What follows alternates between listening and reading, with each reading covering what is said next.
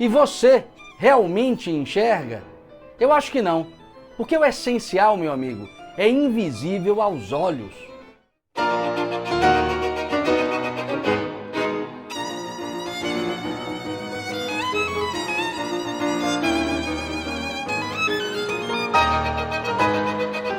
Então, abrindo oficialmente a live de hoje, com este tema talvez estranho para alguns de vocês, a teia, nós entre os nós da realidade. Eu vou tentar traduzir isso sob a forma de algumas reflexões importantes sobre a nossa realidade.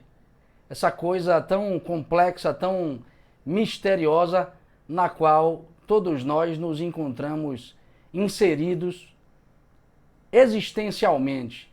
E eu começo com uma frase extremamente enigmática que diz o seguinte: em cada átomo dos domínios do universo existem vastos oceanos de sistemas de mundo. Eu vou repetir porque, como eu disse, não é uma frase simples de se entender. Em cada átomo em cada átomo dos domínios do universo existem vastos oceanos de sistemas de mundo. Vocês que estão ouvindo essa frase certamente tenderão a pensar que eu a extraí de algum tratado de física contemporâneo, algum texto de física complexo, teórico, extremamente difícil de se entender. Pois é, esse fragmento de texto não é de nenhum tratado de física contemporâneo, mas de um texto budista muito antigo intitulado O Grande Ornamento Floral. Um texto budista muito antigo intitulado O Grande Ornamento Floral. Vocês inclusive poderiam me perguntar: professor, os orientais budistas do passado então conheciam a realidade do átomo? Ora, meu amigo, chamavam o átomo de Kalapas. Inclusive, a própria filosofia budista trata disso de modo muito aprofundado, e fica aí a sugestão para quem queira conhecer um pouco mais desse conteúdo, desse conhecimento. E vocês poderiam perguntar: mas esta frase é indicativa de qual o objetivo, professor? Ou mais precisamente, qual é o objetivo desta live? Porque o título me parece um tanto quanto complexo. A teia, nós entre os nós da realidade. Bom, de forma bem objetiva, o objetivo dessa live é devolver aos nossos olhos cansados de materialismo, aos nossos olhos enfastiados de tanto materialismo vulgar, um pouco da perplexidade ou um pouco do espanto da percepção ante a realidade.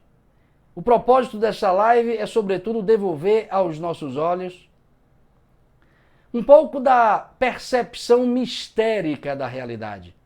Isso foi por nós perdido em nosso tempo, e a perda desta percepção em nosso olhar, por incrível que pareça, nos causa muitas dores desnecessárias. Então o propósito é estar provocando vocês e, claro, me provocando através das provocações que eu farei a vocês, a devolução desta percepção mais filosófica acerca da realidade. E eu começo, como de costume, com um diagnóstico.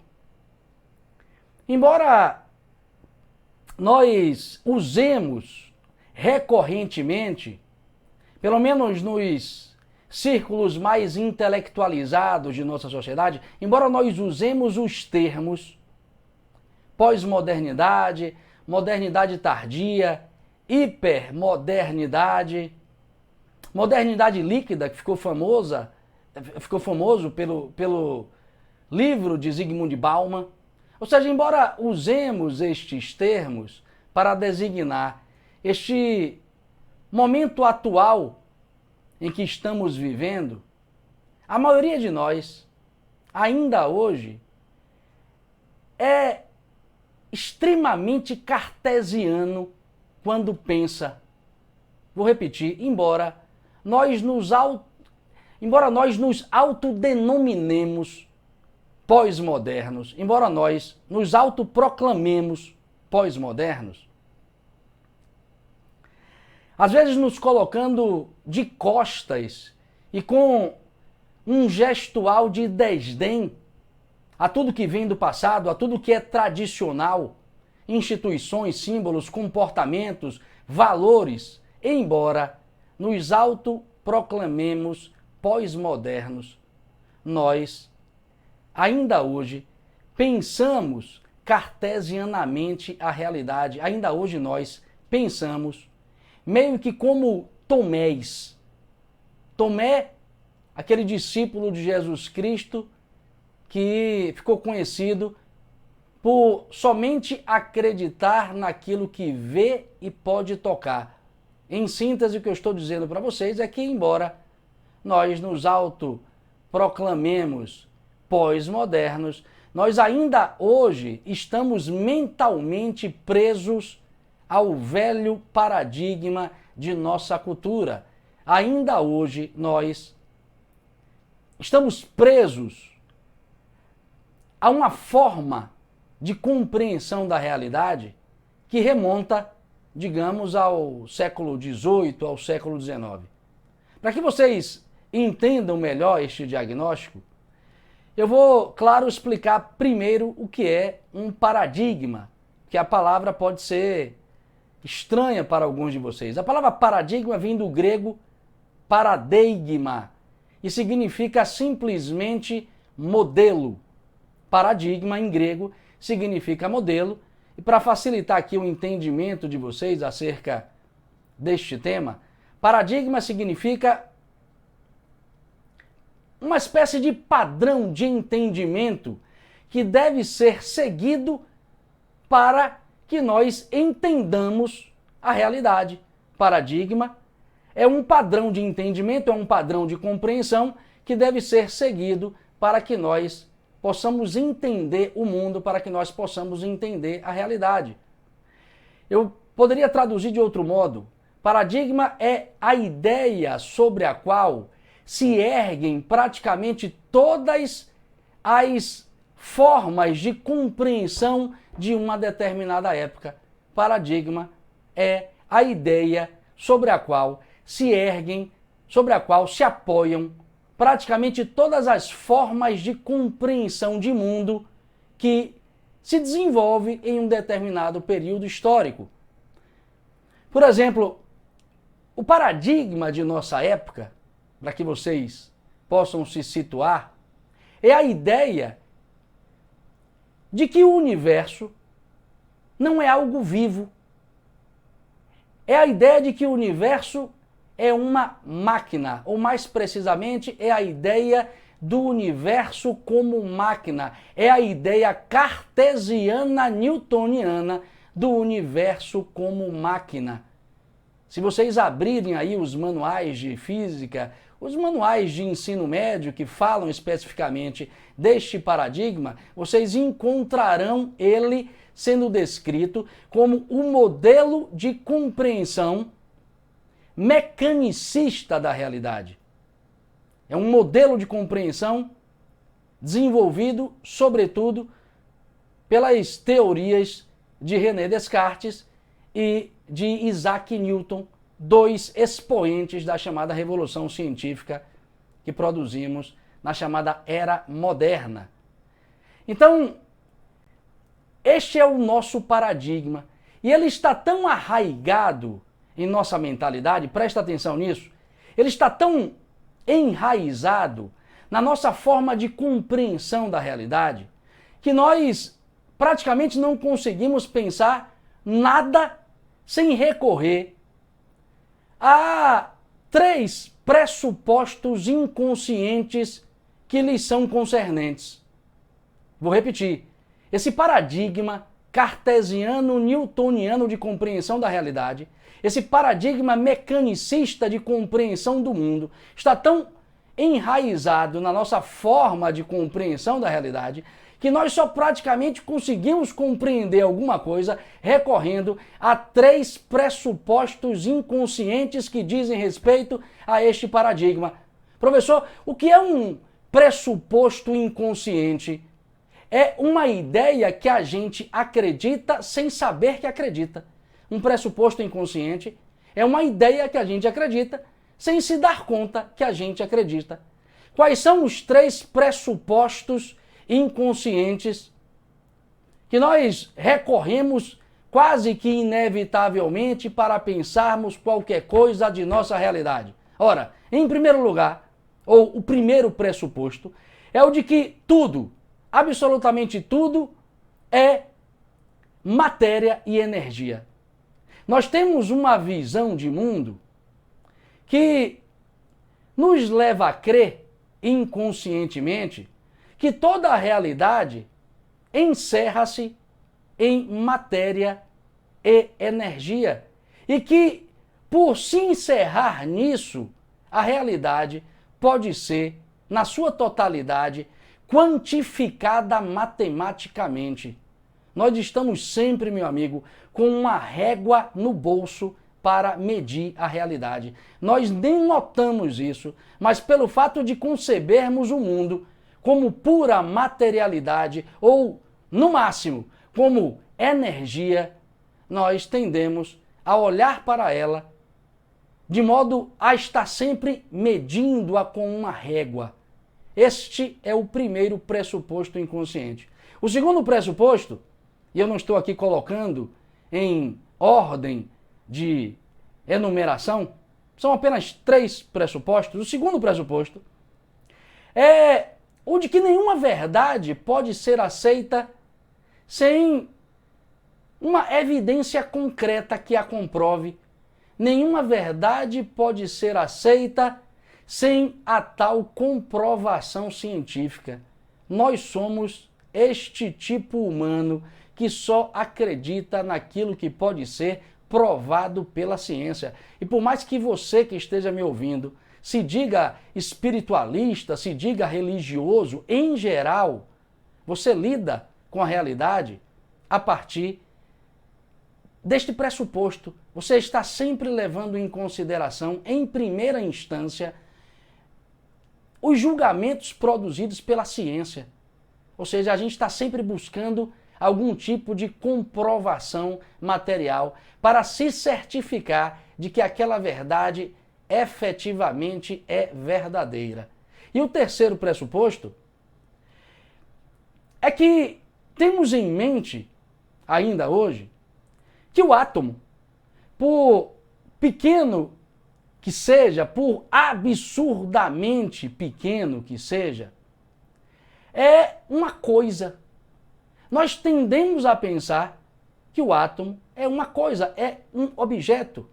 A gente fala de estrutura com partículas, ok, mas temos em mente a ideia do átomo como uma coisa. Nós, inclusive, tendemos a reduzir todo fenômeno físico a uma explicação produzida a partir das propriedades atômicas. Então, em geral, para sintetizar, esse paradigma está enraizado na nossa cabeça e estes 3 pressupostos inconscientes evidenciam o quanto isto é verdade. Numa síntese, o paradigma cartesiano-newtoniano é o tal paradigma mecanicista ou cientificista de compreensão da realidade que ainda hoje nos leva a crer que a realidade, na sua totalidade, que toda a realidade pode ser sim medida com alguma régua científica ou quantificada por alguma fórmula matemática. Então, nós somos este tipo humano que, embora se diga, que embora se autoproclame pós-moderno, ainda pensa o mundo em termos cartesiano-newtonianos. Então, este é o diagnóstico que nos leva a uma questão extremamente interessante. E esta questão é colocada de forma muito aberta e direta por um filósofo chamado Thomas Kuhn, numa obra intitulada As Estruturas das Revoluções Científicas, uma obra basilar na história da filosofia, que nos ajuda muito a compreender a sucessão dos vários paradigmas de conhecimento que vem se desenvolvendo ao longo da história do pensamento ocidental. O que é que o Thomas Kuhn nos fala nessa obra? Presta atenção nisso. Ele vai dizer o seguinte, ora, quando um paradigma acumula muitas questões sobre a realidade que não consegue responder, quando um paradigma acumula muitas questões sobre a realidade que não consegue responder, ou que suas perspectivas de seus referenciais são insuficientes para produzirem respostas, esse paradigma entra em crise. Esse paradigma começa a colapsar. Ele entra uma fase crítica. E é nesse contexto de crise que surgem as tais novas ideias que darão origem ao novo paradigma. Surgem novas ideias que tentam responder a estas tais questões que o paradigma vigente não consegue responder. Para vocês se situarem no tempo e no espaço, foi justamente isso que aconteceu na transição do século XIX para o século XX. E presta atenção nisso que eu estou falando agora, porque eu estou me aproximando do cerne desta palestra. Foi justamente isso que aconteceu na transição do século XIX para o século XX, com a emergência, com o aparecimento das teorias da relatividade, desenvolvidas por Albert Einstein, com o surgimento da mecânica quântica de Max Planck e Werner Heisenberg, e mais tarde com o surgimento da teoria geral dos sistemas de Ludwig von Bertalanffy.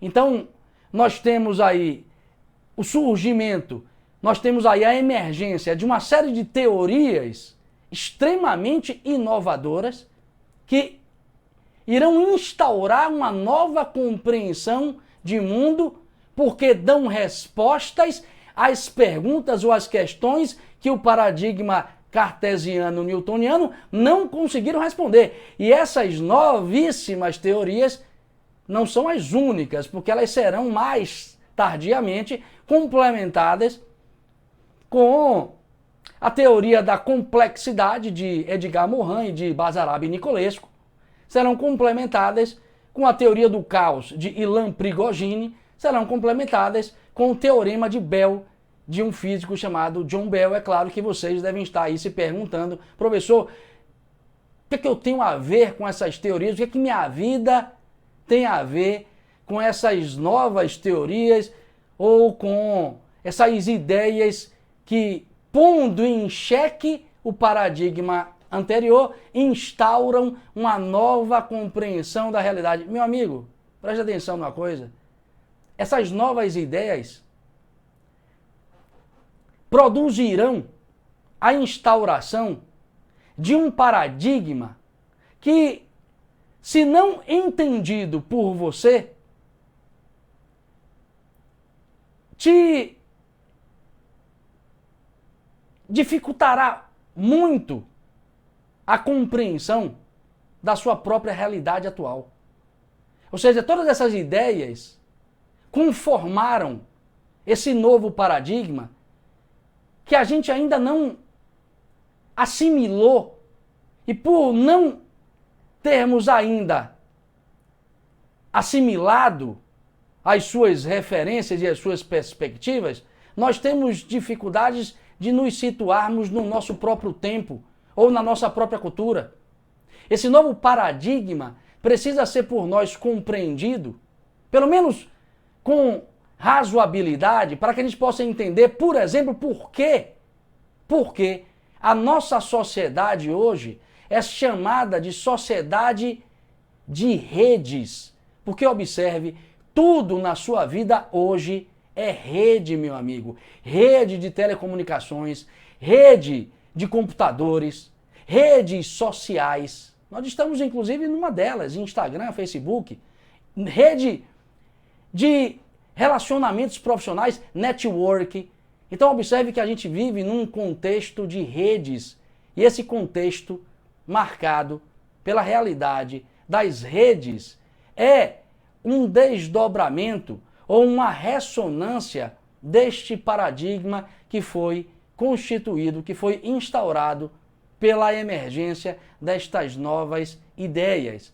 Então, muita atenção para esse aspecto. Vocês poderiam produzir uma nova pergunta. Professor, beleza, então já entendi que eu preciso entender esse novo paradigma, porque sem entendê-lo eu não consigo dar conta de compreender razoavelmente o mundo ou a cultura na qual eu me encontro hoje inserido. Beleza. Mas me fala aí qual é a postulação fundamental desse novo paradigma.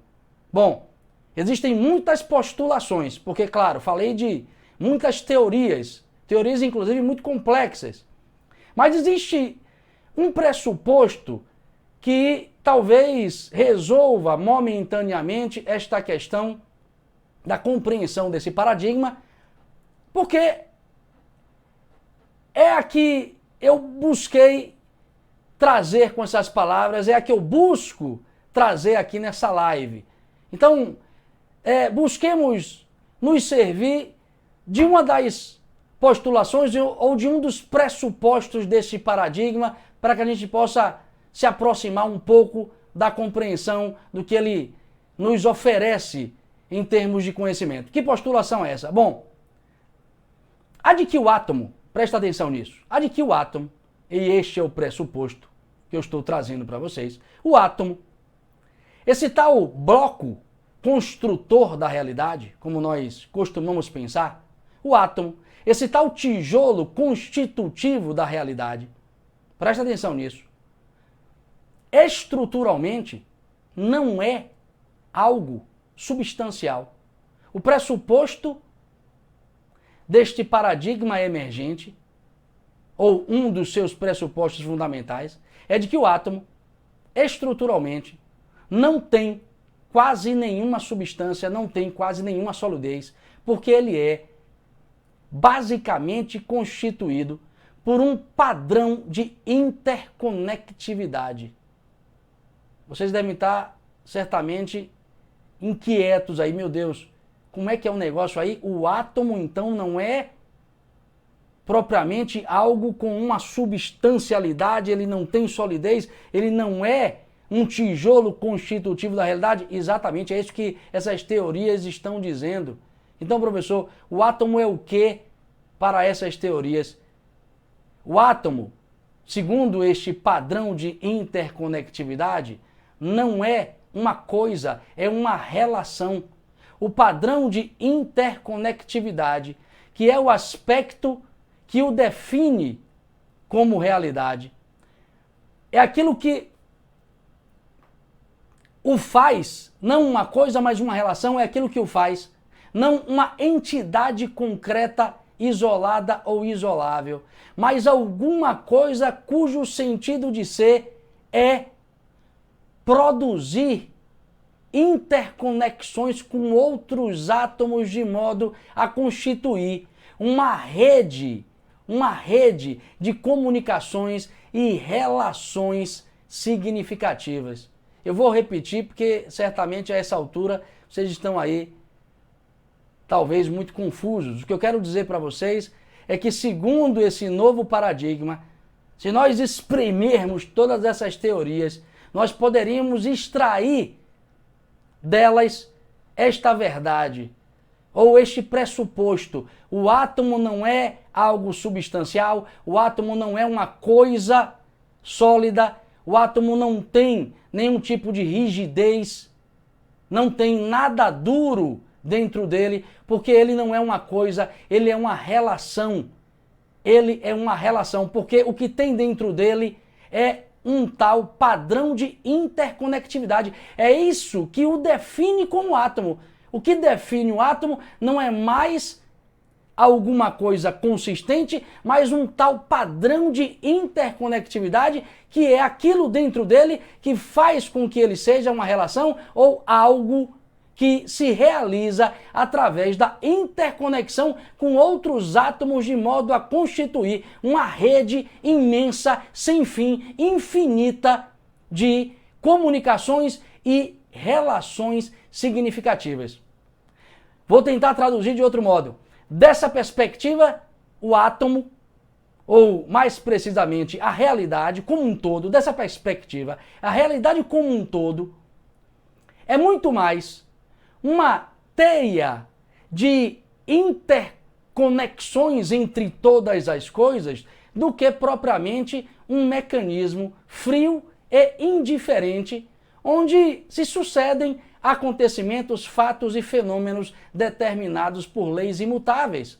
Repare, nós temos em mente a ideia de que a realidade é uma espécie de platô, é uma espécie de superfície onde se sucedem, onde ocorrem fatos, acontecimentos, fenômenos, todos regidos por leis imutáveis.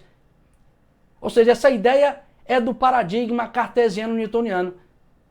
A realidade, segundo estas teorias, constitui-se numa teia em que todas as coisas se relacionam com todas as coisas de modo a produzir mensagens, comunicações e relações significativas. Se vocês quiserem, para facilitar a imaginação de vocês, se vocês quiserem tudo isso em termos poéticos ou mais filosóficos,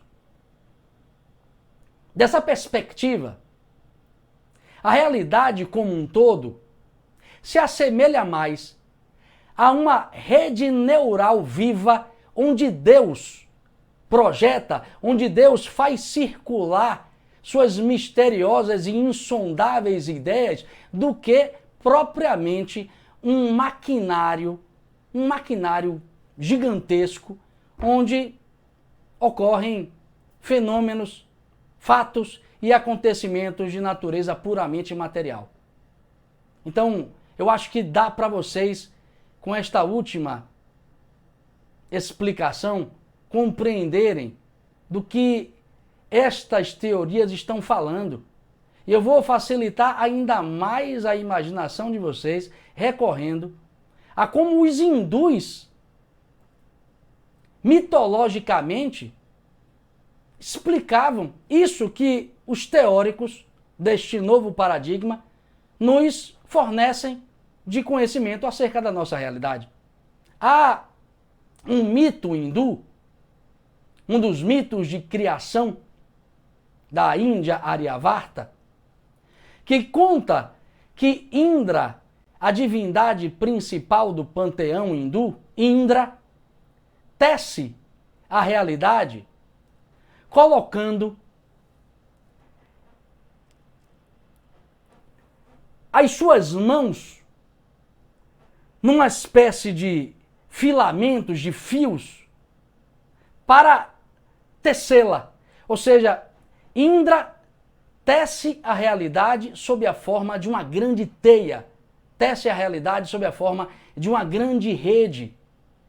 E nessa tessitura, Indra vai pondo uma pérola em cada ponto de cruzamento, em cada interseção dos fios desta teia. Vai pondo uma pérola em cada ponto de encontro dos fios dessa teia. Este marco, esta pérola, é indicativa de tudo que já passou e se passa, de tudo que já aconteceu e acontece, de tudo que já existiu e existe.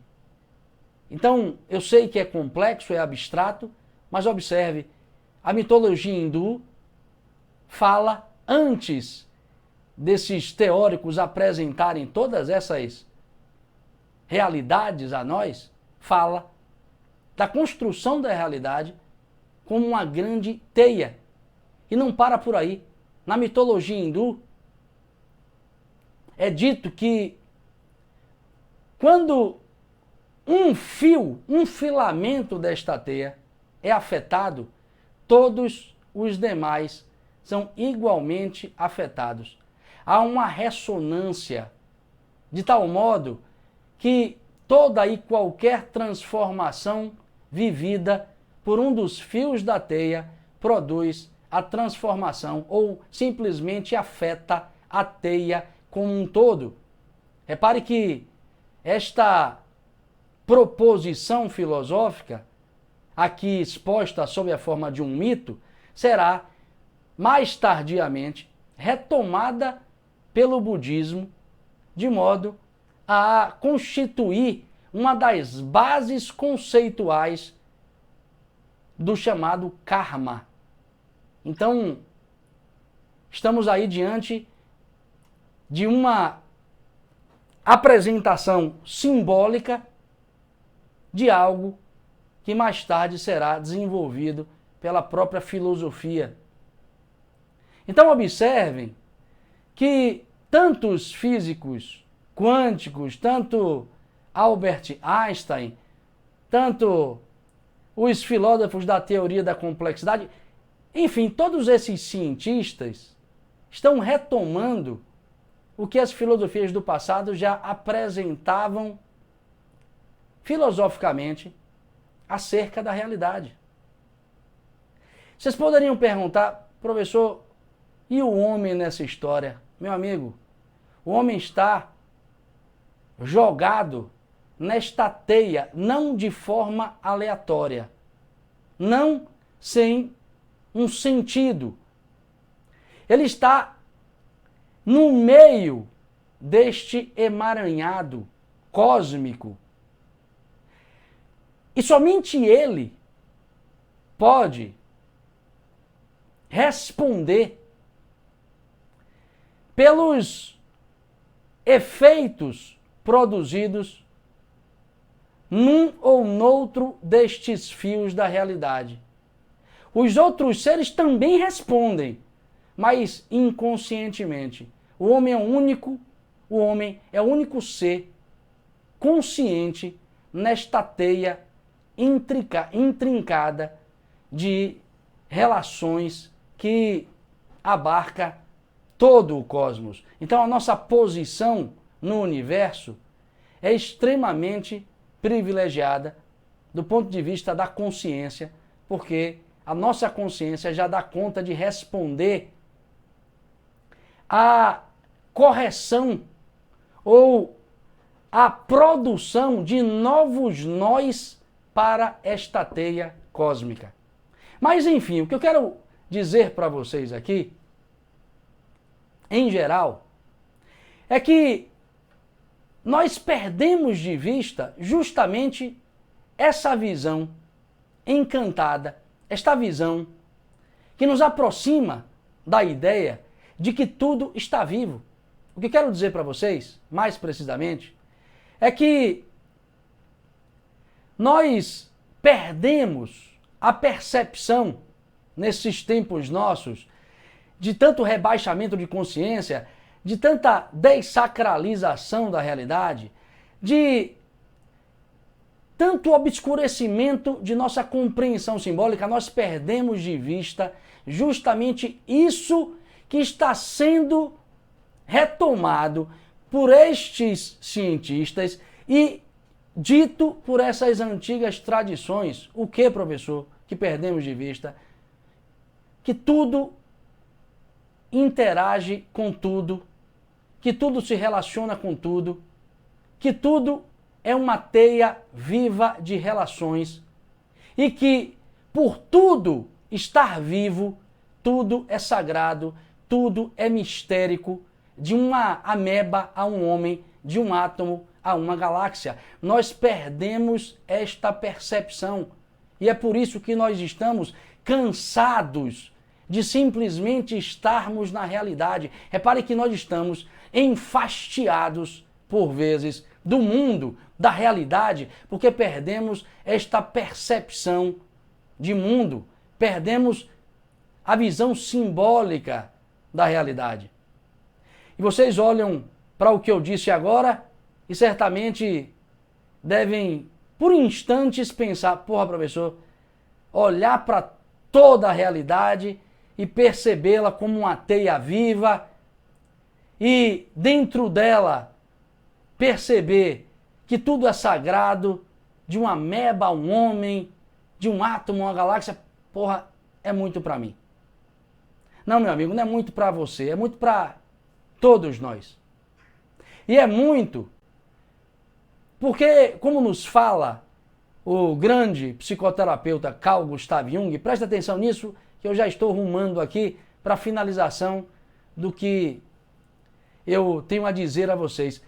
É muito para você, é muito para nós, porque, como nos fala Jung numa obra muito interessante, intitulada A Vida Simbólica, a substituição da noção de universo como algo vivo, como algo orgânico, como algo espiritual, por uma visão mecanicista, por uma visão metafórica em que o universo é uma máquina, a substituição de uma visão em que o universo aparece como algo vivo, pela ideia de que o universo é uma máquina, substituição feita por nós na chamada Era Moderna, esta substituição, dirá Jung, é mais do que uma mudança de paradigma.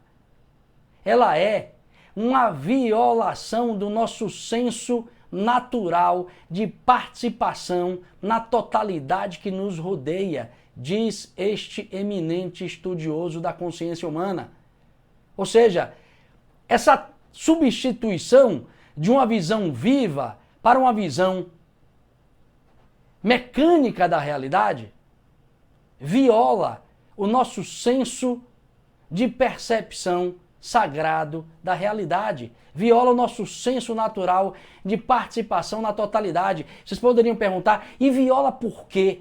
Perguntemos a Jung. Ele vai dizer, viola porque essa substituição faz desaparecer em nossa consciência a comunicação direta que nós temos com a própria natureza. Faz desaparecer a comunicação direta que nós temos com a realidade ou com o universo. E junto com ela, e junto com esta comunicação direta, faz desaparecer também o fantástico sentimento que temos pelo todo. Ou seja, essa substituição paradigmática de uma visão sagrada, de uma visão em que o universo aparece vivo, essa substituição em que o universo se confunde com Deus para uma visão mecanicista empobrece a nossa compreensão de mundo e nos torna os tais homens cansados, dito pelo filósofo Friedrich Nietzsche. Como é que a gente resolve isso, professor? Bom, meu amigo, não existe panaceia para isso, não existe fórmula pronta para resolvermos um problema desta magnitude. Claro, porque o problema não é seu, não é meu, o problema é nosso, o problema é de ordem ou padrão civilizatório, o problema é de mentalidade de uma época. Então não há solução, professor. Bom, embora essa questão seja de ordem estrutural, nós sim podemos adotar uma postura minimamente ressacralizadora em nosso cotidiano. A pergunta é como? Bom, meu amigo, se esforçando para deixar de ser Tomé ou para deixar de ser Mané, meu irmão. O que é deixar de ser Tomé, professor? É deixar ou se esforçar para deixar de acreditar somente naquilo que a gente vê e naquilo que a gente pode tocar. E essas tais teorias novíssimas que constituem esse tal novo paradigma pode nos ajudar muito com isso. Não significa que você vai se aprofundar nos estudos da teoria da relatividade de Einstein ou na física quântica de Heisenberg. O importante é entender quais são as postulações básicas que essas teorias estão trazendo, porque elas são importantes, sobretudo porque elas se aproximam muito do que todas as tradições filosóficas do passado falam sobre a realidade humana. Então, nós estamos no âmbito, quando nos aproximamos dessas teorias científicas novas, nós estamos no âmbito de uma espécie de corroboração ou de confirmação do que já foi dito multimilenarmente no passado. Ou seja, o grau de assertibilidade ou a probabilidade disso estar próximo da realidade é muito grande. Então nos cabe esse tipo de aproximação. E, para finalizar, esta aproximação entre essas teorias novas e as filosofias do passado, as multimilenares filosofias do passado, é tão significativa, é tão importante para nós, que o grande físico Fritjof Capra, talvez um dos mais conhecidos físicos da atualidade, numa obra best-seller, inclusive, intitulada O Ponto de Mutação, diz uma coisa muito interessante. Ele fala assim: curiosamente, o campo invisível que forma a matéria dentro do conceito da física quântica é o mesmo campo invisível descrito pelos filósofos e sábios do passado como o espírito. Ele diz, curiosamente, o campo que forma a matéria segundo a física quântica é o mesmo campo invisível definido pelos filósofos e sábios do passado como o tal espírito. E ele continua com uma pergunta, no mínimo, provocativa. Estariam certos Jesus e Einstein ao mesmo tempo? Estariam certos ao mesmo tempo Jesus e Einstein? Então eu termino com essa provocação. Obviamente que ele não está comparando a altura moral de um e de outro